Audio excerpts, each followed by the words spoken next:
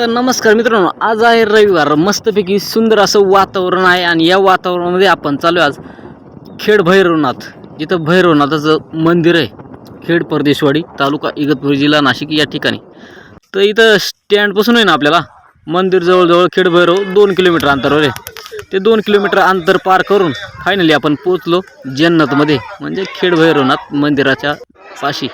तर आज रविवार असल्यामुळे भरपूर सारी गर्दी. वेद आणि त्याची मम्मी आणि मी, अश्विनी, वेद, मी तिघेजण आलेले भैरवनाथाच्या दर्शनाला. इकडे दर्शनाला भरपूर सारी गर्दी आज रविवार असल्यामुळे. आणि आम्ही आलो तेव्हा नेमकी आरतीचा वेळ झाली होती, म्हणजे भैरवनाथाची आरती होणार होती. त्यामुळे भरपूर सारी पब्लिक आपली आपली जागा धरून बसली होती. आता बघतो काय थोड्याच वेळात लगेच आरतीला सुरुवात झाली. मग सर्वच भक्त भाविक आरती म्हणत आता आपल्याला मस्तपैकी भैरवनाथाची आज दर्शन तर झालेच, म्हणून आरती पण बघायला भेटली. तर बाबांचं मस्तपैकी घंटानाद चालू होता.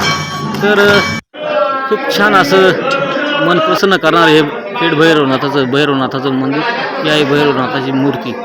तर चैत्रमध्ये खूप मोठी अशी यात्रा भरते बघा. आज भरपूर सारी गर्दी आहे आणि इकडं बाहेर मस्तपैकी नारळ फोडला आपण. तर नारळी देवालाच पावला. आणि हे आहे आपल्या खेड भैरवनाथाचं सुंदर असं मंदिर. तर नक्की मित्रांनो या, तालुका इगतपुरी, जिल्हा नाशिक या ठिकाणी आहे. तर मंदिराच्या बाहेर भरपूर सारी आपल्याला पालेभाज्या असतील. इकडे चिचुरडा आहे, रानभाजी, भरपूर साऱ्या पालेभाज्या इथं विकायला आहेत. तसेच प्रसाद सर्वच आपल्याला इथं भेटणार आहेत. हे बघा छान पद्धतीने लोक आपल्या पालेभाज्या घेत होते. इकडे खेळणी असतील लहान मुलांची.